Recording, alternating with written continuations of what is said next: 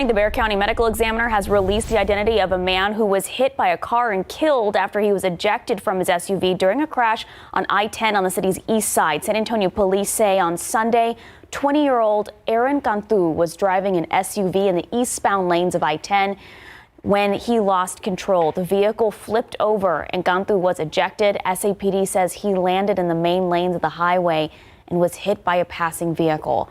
The driver of the other car did stay at the scene and called for help. Cantu was pronounced dead. Police say his passenger suffered non-life-threatening injuries and was taken to the hospital. Police said that before the crash, Cantu was swerving between lanes and driving erratically, causing him to lose control. And police had to respond to a crash on Couples near Highway 90 and General McMullen last night. Officers tell us that they believe it involved a pedestrian. So far, there's no word on any injuries just yet. Traffic was really heavy in that area last night. You could see the buildup there as police crews worked the scene. Investigators are investigated to release more information about this incident later today. Well, this morning, the White House is preparing to unveil its plan today to lower gas prices, releasing another 15 million barrels of oil from the nation's stockpile. As ABC's Justin Finch reports, President Biden is expected to announce that, along with a series of steps aimed at bringing Americans some relief at the pump. Though Americans are now paying less on average to fill up their gas tanks, today the White House is expected to roll out its plan to bring even more relief to U.S. households. Should the president not do everything that he can to lower prices? Should he not continue to keep his promise to give American people a little bit of breathing room? President Biden is expected to authorize releasing 15 million oil barrels from the U.S.'s Strategic Petroleum Reserve. The final dispersal of the 180 million barrels the president pledged in March from the nation's stockpile.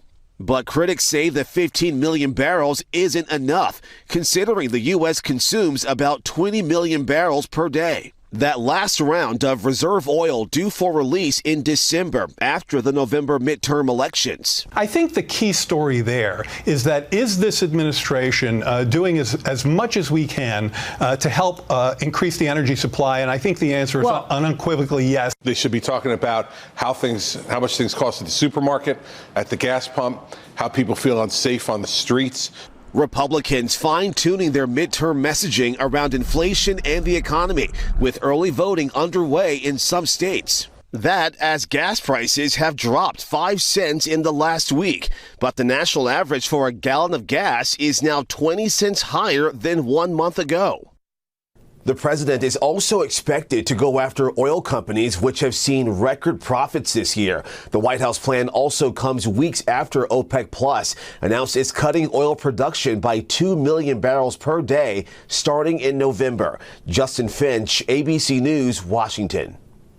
Well, the White House is denying it asked the mayor of El Paso to hold off on declaring a state of emergency because of the increase of migrants entering the city. So this after the mayor of El Paso said in a public meeting late last month that is what happened, but that the city also didn't need assistance at that time. A Biden administration official confirms reaching out to the city, but says it was to, quote, make clear that the federal government stands ready to support them. It's not unusual for the administration to reach out to border cities grappling with the growing number of migrant arrivals. Sites occasionally declare a state of emergency or issue a disaster declaration to shore up additional resources. New York City's mayor recently declared a state of emergency amid an increase of migrants